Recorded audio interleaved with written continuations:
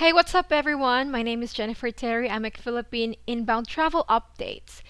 Today's update is actually quite huge. It's important.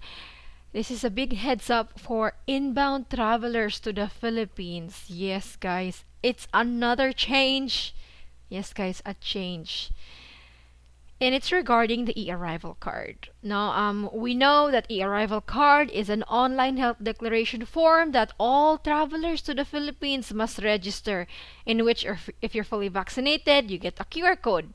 And if you're unvaccinated, you get a barcode. Now, traveling to the Philippines now is so much a lot easier. Unvaccinated can enter without quarantine, but all must register to e-arrival card. And there's a change on this e-arrival card that you guys have to know, especially if you're traveling soon. Now, we know that originally it was One Health Pass, and then it was replaced by e-arrival card last October.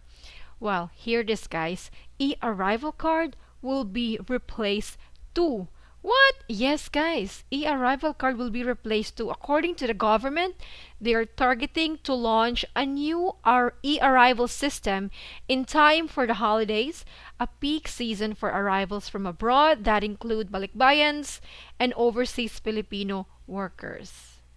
Yeah, they're going to make a change just when uh, travel is at its peak. According to them, immigration to vault in with DOH, BOQ, DOT arrival systems. So instead of having different systems, immigration will join in e-arrival system.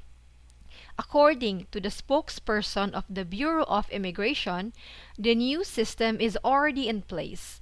We're just ironing out glitches before the launch, which is being targeted for December 1. Yes, guys, December 1, which is what? Just 2 or 3 days away from now? Parang wala masyadong announcement and December 1 na. Babaguhin daw ang e-arrival card. Meanwhile, she added that the Bureau of Customs will still require arriving passengers to declare any taxable items in their luggage in a separate physical form, but this too will eventually be integrated in the third phase of the new e-arrival system project. So hindi lang, not only immigration will adapt to the e-arrival card system, but also Bureau of Customs. So this is something that we were kind of expecting, but not this soon. Anyways, so right now, the arrival forms that you guys have to fill out for Filipinos, you have to do e-arrival card and then customs form, di ba? Customs form is usually handed out while you're on the plane or upon arrival. While for foreigners, currently they have to fill out e-arrival card, physical arrival card, and then customs declaration form. But the Bureau of Immigration will integrate with the e-arrival system, so I hope soon the arrival card physical form will be removed. No, I think so. I think we can go without it na as soon as immigration adapts to the e-arrival card system. And that starts December 1, according to them, the reports. But what is exactly this new system? What will replace e-arrival card? Well, there are reports that we are hearing that it's going to be e-travel. Hindi na talaga natapos to. E-travel. This is a Philippine one-stop electronic travel declaration system. So, wala pang exact information that it's going to be this. There are just reports that I've heard, guys.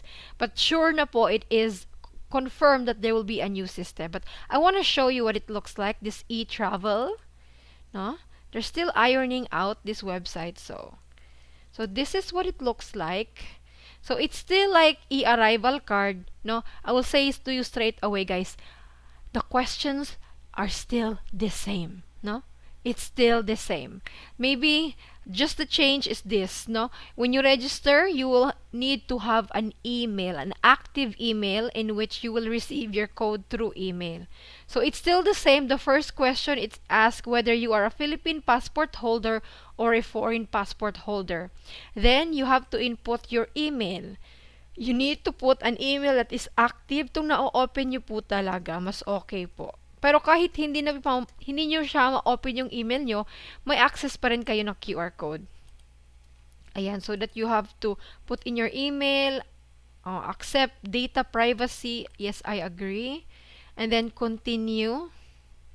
So it's still a lot the same like e-arrival card, the questions, personal profile, travel details. For I have to say, mas ano siya, mas upgraded. So personal profile, your name, ayan, ganun pa rin guys, name, passport number, kailangan pa rin. And then gender, birthday,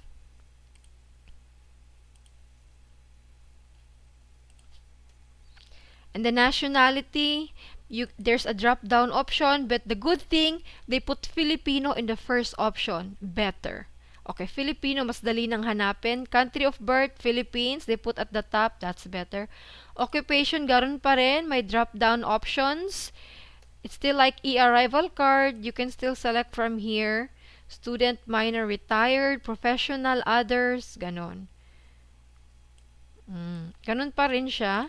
And then, this one, you can choose whether Philippine number or number abroad. So, you can just write, for example, Australia, or US, United States, or you can still select. You can still choose number from abroad. Then, click next. Next information is address information. So, permanent country of residence, Philippines or san ba? Region, ganun pa rin. You can still select from the drop-down options, yung barangay, city, address. Ayan. Next is step 3, travel details. So, date of arrival in the Philippines. Let's say you are arriving on December 2. Country of origin. Ganun pa rin. So, let's say you're coming from the US. Okay, you can type in para hindi na siya matagal hanapin. Yan. Are you an OFW? Yes or no? Purpose of visit. First option, yung holiday. Airport of travel. And then, Manila. Asan yun? Mas madali na siya because they no longer ask about your terminal number. And then, airline. Flight number. And then seat number optional, passenger type, aircraft passenger. Next question is still, they ask about your vaccine information or whether you have symptoms or exposed ka ba. So yan. And booster, they don't ask about booster information. And you are still not required to submit your vaccination copy. So that's still easy. And then vaccinated for second dose, yes. 2021.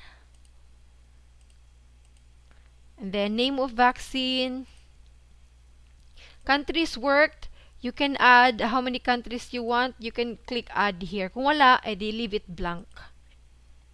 Kung direct flight siya. So for example, South Korea. So I like that you can type in because before you have to scroll in, matagal hanapin. So it's easier because you can type in. History of exposure to COVID for the last 14 days, yes or no? Have you been sick, yes or no? Next is, yeah, that's it. So, ganun pa rin guys, is the same questions so far and you can review it before you can click submit. So, click submit. Tada, congratulations. Yes, so it's still the same like e-arrival card. You will get a QR code and then there is like a transaction number here. And then what I like about it is you can download QR code as image. So click that and magkakaroon ka na ng copy ng QR code mo. Ayan. So don't worry guys, if you're not able to do this, you can still do this upon arrival in the Philippines. But it's better that you do it prior to arrival because the airport is busy. And some airlines will still ask you about your QR code for check-in. Okay? So actually, I like that they actually send a copy of your QR code on your email. 'Di ba? Sa e-arrival card they don't, but in e-travel they do send a copy of your QR code on your email so that kung hindi ka naka-save or naka-screenshot, you have a copy on your email. Okay? Ganun guys. And let's see, can we edit it? Let's see kung maka-edit ba tayo. Kung update registration. Reference number, this one. And then date of birth. Ano nga yung date of birth ko nilagay doon? Kalimutan ko guys. But I will show you next time how to register. But that's it for now, no? E-travel, so far, the reports we have heard, this will be the new system. But I will let you know as soon as there is an official, detailed announcement. Now, don't worry guys, if you're traveling tomorrow or the next day after, e-arrival card still works. So still go to onehealthpass.com.ph if you're traveling soon. Wait for the official announcement kung e-travel na ba talaga tayo mag-a-adapt. So for now, if you're traveling soon, still register to e-arrival card onehealthpass.com.ph. Okay? And listen to advisories or news updates by the government. You may ask Jennifer, where did you get this information? It was actually shared by Business Mirror po in an interview with the Bureau of Immigration spokesperson. Okay guys, yan po yung ating source of info. Galing po yan sa Bureau of Immigration spokesperson. So, for now, I know it may be a shock to you. Kalma lang kayo guys. Just calm down. If you're traveling soon, again, go to onehealthpass.com.ph, register to e-arrival card. And until there is an official detailed announcement. So far, my reaction is this Philippine government, I don't think this is the best time to change e-arrival card or replace it because it's busy travel season. You could have done it after the busy peak, no? Kasi what travelers want is stability, less on changes. No? Baka magpanic yung iba. But don't worry guys, again, if you're not able to register, you can do it upon arrival. You should still be allowed to board even if you're not able to register to this. So guys, stay updated with the updates guys if you're traveling soon especially. This is all I can share about this new system, which is, the questions are still all the same, pero new name, new website. So guys, I will let you know, if you're traveling or arriving soon, share your experience. It will help fellow travelers. This will be a change soon. Actually, it's a good change, no? Maybe less forms for you guys to fill out. Pero yun nga lang, sana, we wish that there was enough official announcement. They can't just do last-minute changes. If they are targeting for this to be implemented on December 1, then they should have made the announcement 1 or 2 weeks before implementation. Anyways, I'll see you guys with another update as soon as I get more information, guys. You may notice I'm in a different setting. I'm in a different country. Nandito na po ako sa US, char. Still on jet lag. But this is all, guys, I can share. God bless you all and stay safe po. Bye.